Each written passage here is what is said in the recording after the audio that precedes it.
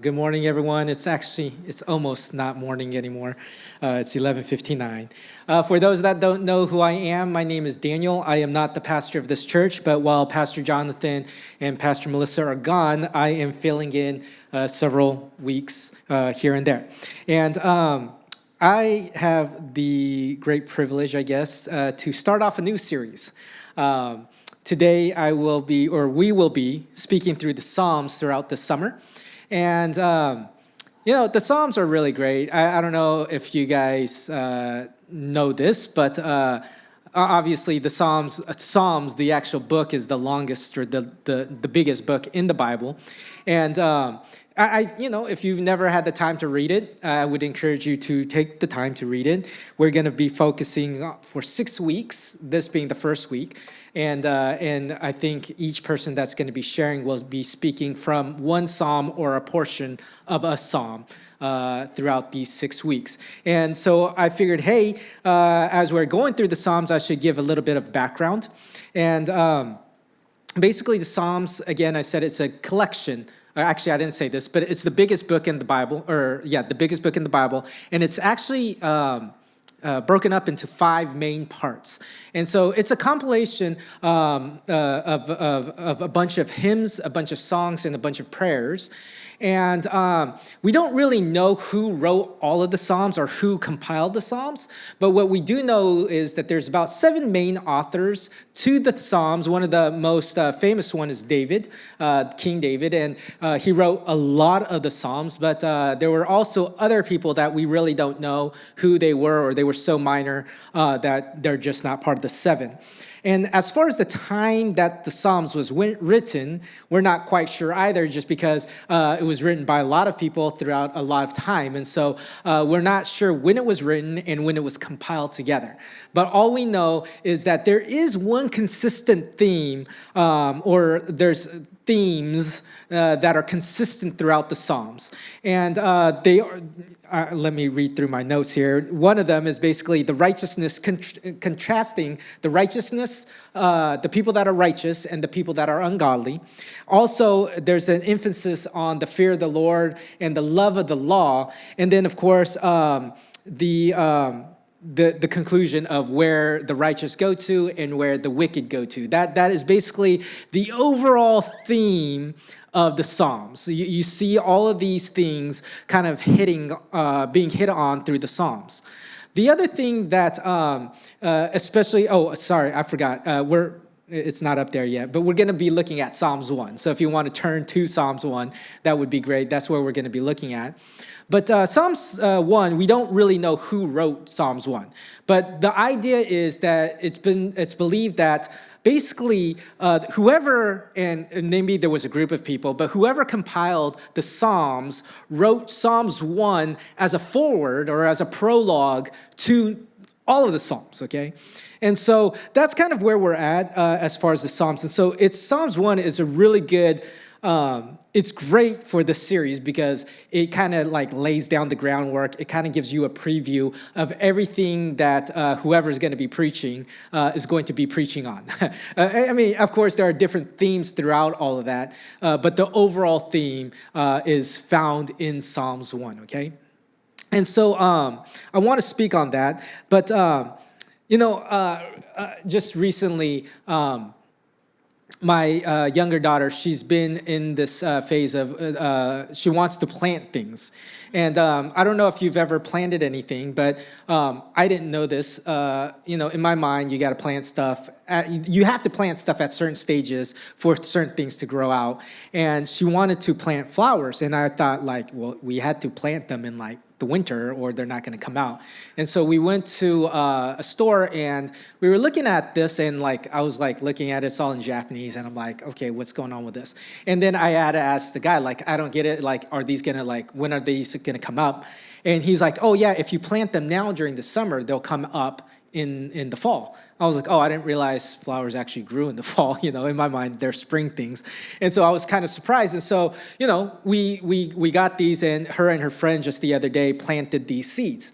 And the thing with seeds, obviously, is that they take time to grow to the flower. Like this guy said, you plant them in the summer, and they'll come up in the fall. And so that's like 2-3 months, right? And, once you plant it, you have to water it, the seeds have to germinate, and, then they start sprouting roots, and then, they'll come out and leaves at first, and, photosynthesis, all of that stuff, and then eventually they'll grow. But the point is that things just don't happen all of a sudden, okay?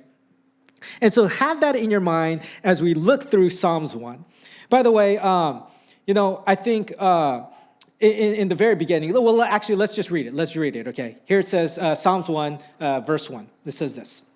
Blessed is the one who does not walk in steps with the wicked or stands in the way that sinners take or sit in the company of mockers.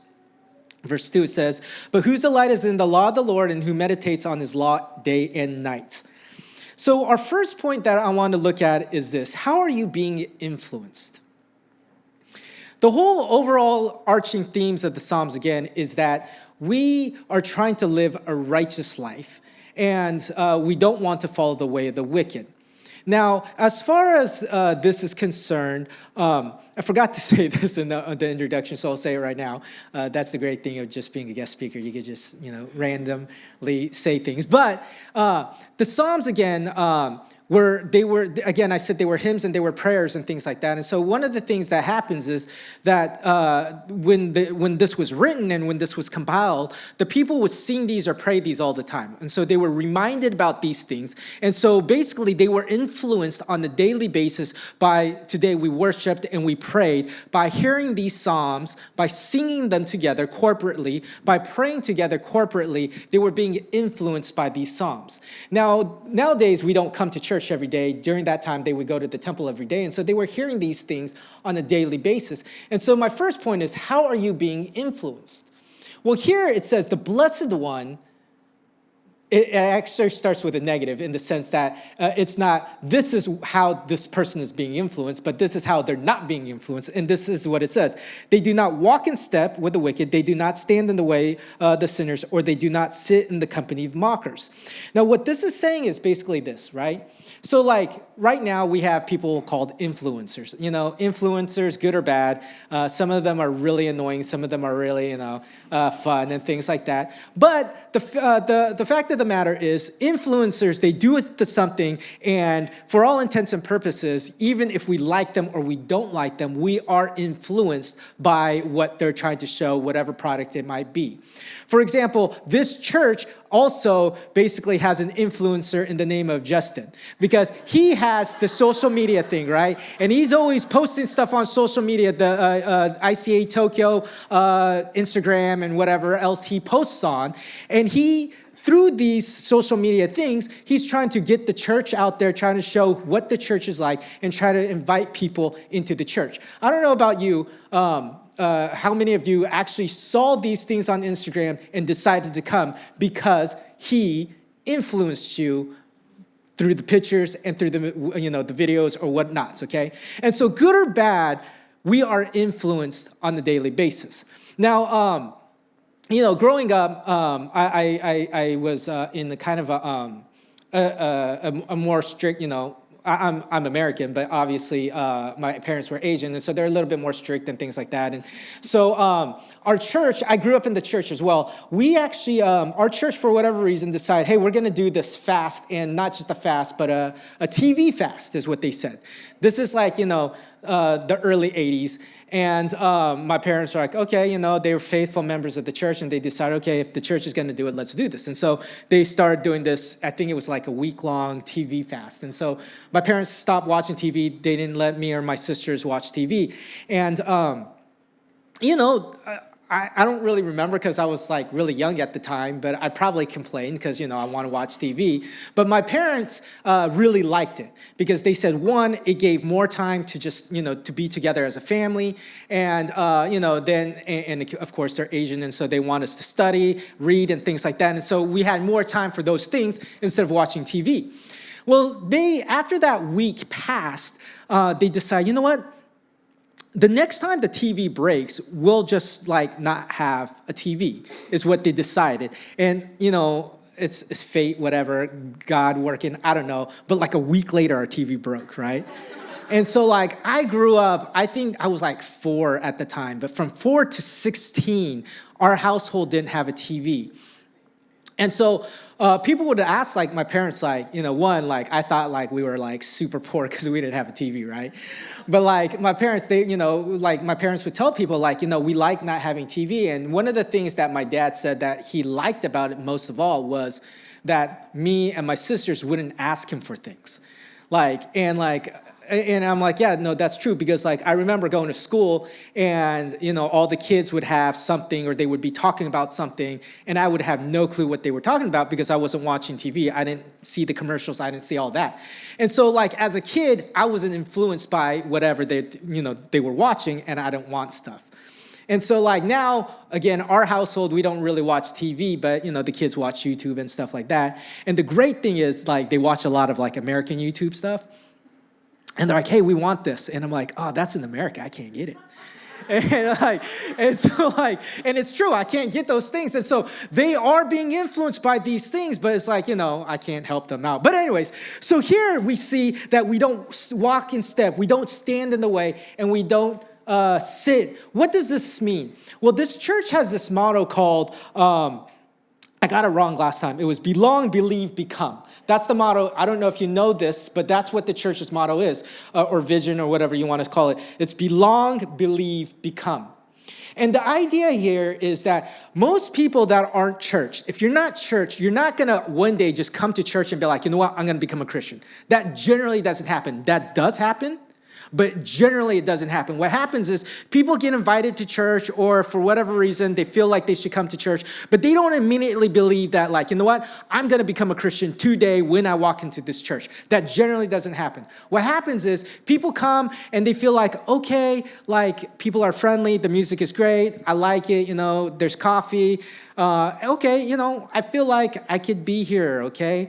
But then, like, they're just here. But then there's announcements about, like, hey, there's the kids camp, or a couple of weeks ago, there's the park, the baseball in the park and things like that. And you start joining these things, and you feel more and more like, hey, I'm part of this family. I identify with these people. And then you come to, believe in Christ. And then after that, you think like, okay, now I'm a believer, so what should I do? I'll join the dream team.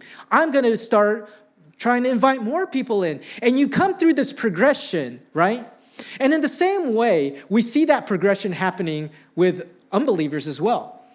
It's like, I don't really, like, let's say I'm born in the church, or, I'm a Christian now and things like that. And I think sometimes, and even like we see like big preachers and like people that write books and things, and we hear about it all the time, how they have this moral failing, they sin, and like it's just this big scandal. And a lot of the times these guys and ladies, they don't think like, hey, today I'm going to sin.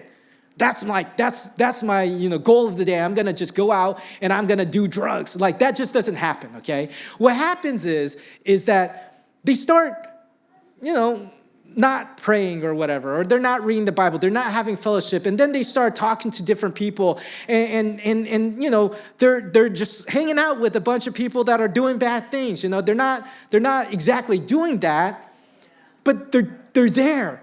And then slowly they're like, okay, yeah, maybe I'll do that thing. And then all of a sudden they're doing it all the time. And then all of a sudden they're like not in the church, and they're just living a sinful and dreadful life. This is what the psalmist is saying. Like, hey, you're blessed if you don't do these things. And so he starts out with like what not to do. So what can we do? And that's found in verse 2. It says, but whose delight is in the Lord, and who is in the law of the Lord. Excuse me, my is cut off here. And who meditates, thank you, it's better on here. And who meditates on the law day and night. The law is the word of God, the Bible, okay? And here's the thing, like, again, you come to church, I'm reading you the scriptures, maybe you're reading it on your own and things like that. And a lot of the times we think like, well, I read the Bible. But here, the psalmist is not just saying you're reading it, but it's the feeling behind this is that you're craving this. Have you ever seen like a newborn baby like animal before?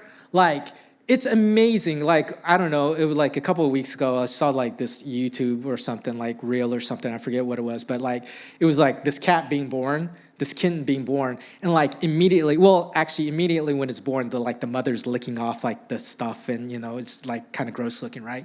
But then right after that, the kitten like kind of is like wobbling, like I don't even know how it's moving because it's not crawling, it doesn't have enough muscles, but it's working its way towards the mother's the nipple to get the milk, the breast milk, right?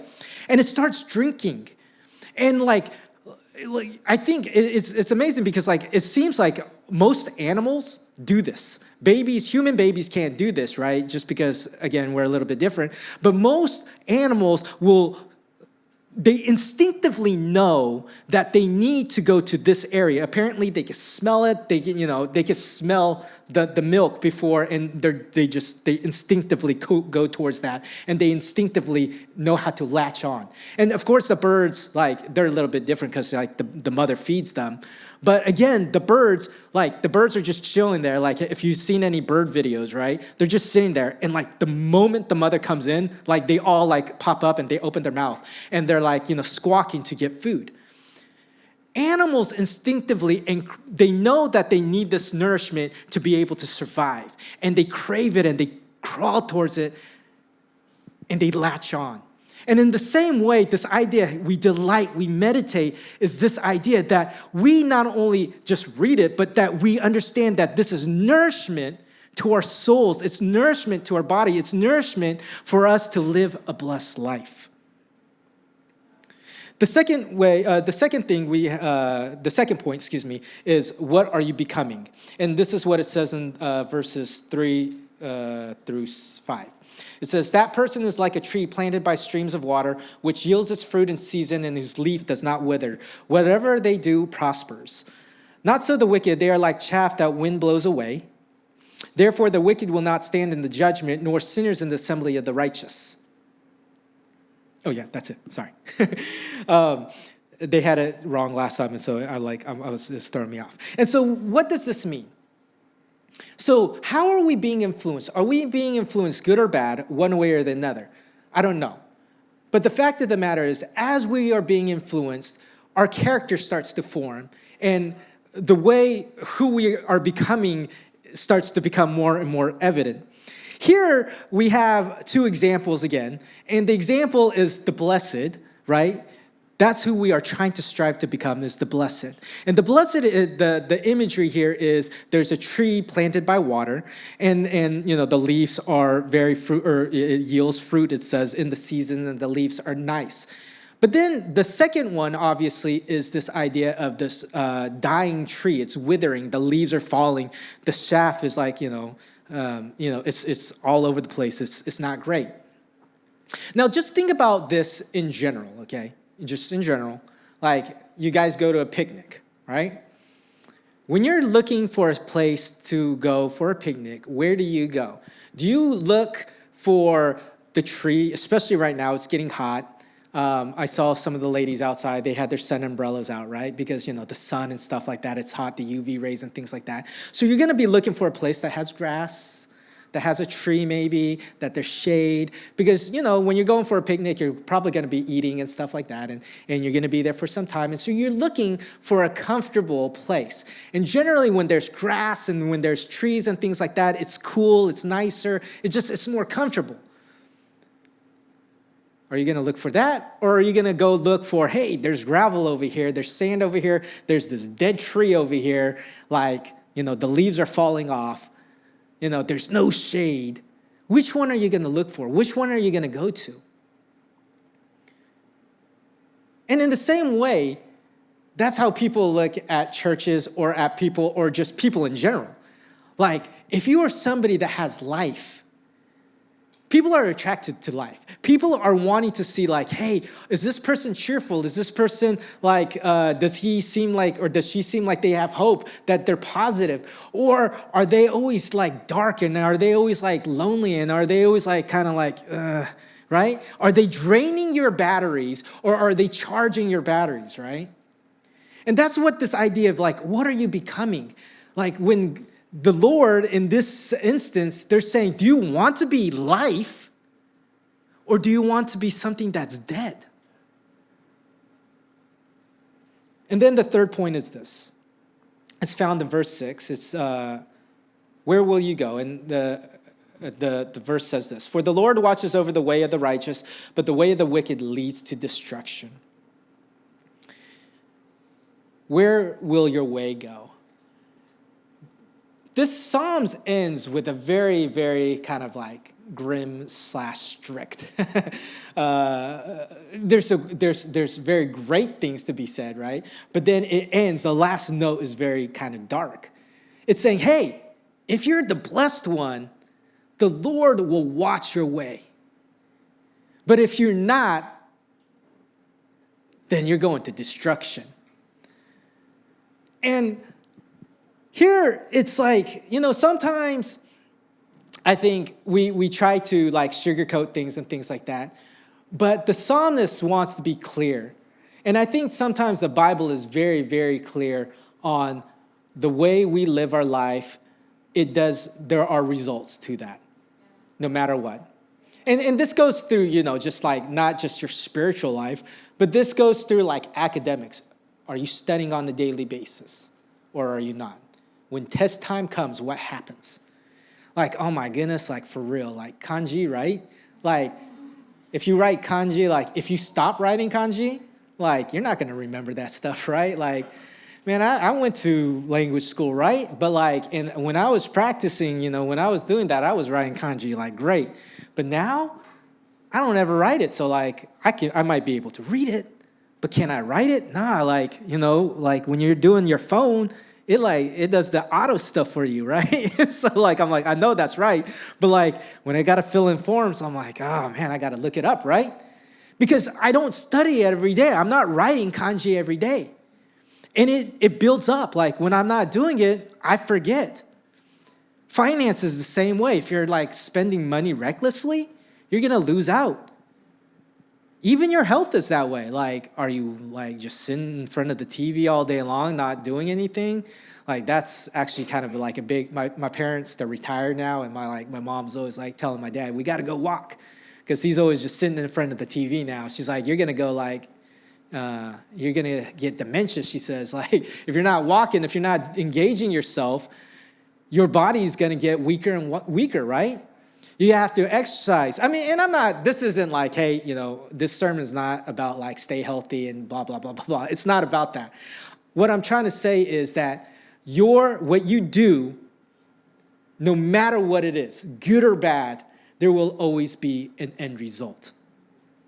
And the psalmist is saying here, as far as our spiritual life, if we're blessed, then the Lord will know our ways. But if we're not, then it will lead to destruction. And we're going to close. So, to wrap it all up, there's this really good imagery that I came across. There's this certain courthouse in Ohio. And it's famous because of just what happens there. Basically, not because of the judgments and stuff that happens there, but it's situated in a spot where two rivers run on two sides of the courthouse. One's on the north side of the courthouse, and the other one is on the south side of the courthouse. And one of the rivers, the one on the north, where it flows to the Great Lakes, Lake Ontario, and then it eventually flows out to the Gulf of St. Lawrence, which pushes out into the northern part of the Atlantic Ocean. The other side, the south side, that river is the Mississippi River. And if you know the geography of America, the Mississippi River basically runs down south of pretty much the whole United States. It goes all the way south, and it spills into the Gulf of Mexico, which eventually, if that water continues to go, will go to the southern side of the Atlantic Ocean. They're both going to the Atlantic Ocean, but the fact of the matter is it's 2,000 miles apart. Now, the significant thing about this courthouse is that, again, that it's situated in such a way that when it rains, the rain will either fall on the right side, the north side, or the south side. And again, as that rain is falling, rain is like municipal, right? It's so small. We can't even see it, right? I mean, you can't see it, but it's tiny, right? It's a drop. It's called a drop of rain for a reason. As the rain falls, it will eventually go to the Atlantic, but to the north or to the south is determined by where it falls on that courthouse. And a lot of the times, rain kind of falls. Sometimes it's like slanted. If it's, the other day, like on Friday, started raining all crazy, right? That was slanted water, right? And so all of that rain is going to probably go to the south or to the north. But let's say that it's very simple rain, and it's not like thundering, and it's just falling straight down. It's just kind of coming straight down. During those times, there might be a little puff of wind, and even though it's supposed to just, it's coming here, that puff of wind might push it to the left, to the south, onto Mexico, or to the right, onto the Gulf of St. Lawrence. It's amazing to me because it's just that one moment where it's just a little breath of wind, and the outcome is huge. And in the same way, that is how our lives are. As I said in the very beginning, it's not like today I'm gonna plant the seed and tomorrow it's gonna be this flower. It happens gradually. But then again, it's not like I say, hey, today I'm gonna be a sinner. Again, it happens gradually.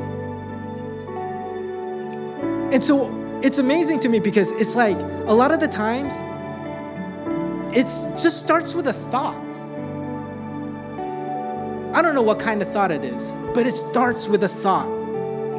And then sometimes we kind of just stay in that thought, and we think about that thought over and over and over again until all of a sudden it comes into an action. And maybe at first you're kind of like, oh my goodness, I can't believe I did that. And you stop. But then you start thinking about it again. And then you do that action again. And it's not as shocking this time. And so you start doing that action a little bit more and a little bit more. Till eventually this action becomes a habit. It's something that you don't even think about. It's something that you don't even get withdrawn about. You just start doing this thing over and over and over again until eventually it defines who you are. And then at that point, when we die, it determines our final destiny. Again, this could go either way. This could be a good thought, or it could be a bad thought. It could be a good action, it could be a bad action. But it's those little things that eventually makes it into a big thing. And so, before I do our closing prayer, I want you to just close your eyes and start thinking to yourself where you're at. Think, who am I being influenced? Who am I being influenced by? Who am I being influenced by? What am I being influenced by?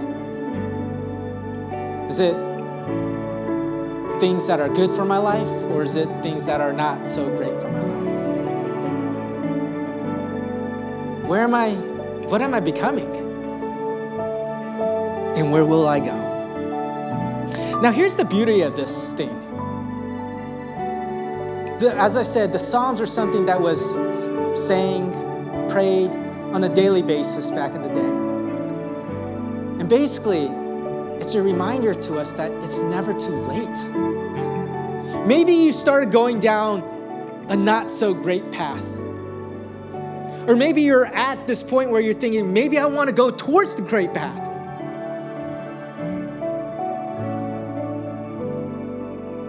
So think to yourself, and let's pray that God, help me come back, or God, help me continue to go the right path. And so let's pray. Dear Father in heaven, we just come before you today, and we thank you for this Psalms. It starts off with blessed one. And it ends with the word destruction, at least in the English language. Blessed. Destruction. It might be a little jarring at first, but the idea and the theme in the heart of this psalmist is to say, let us strive to continue to be the blessed one and to continue to walk on the righteous path. No matter where we're at in our life, be it we're wandering away or we're going in the straight path, God, I just pray that you would help us to live a blessed life so that we will go away from the destruction. We thank you, Father, for these things in your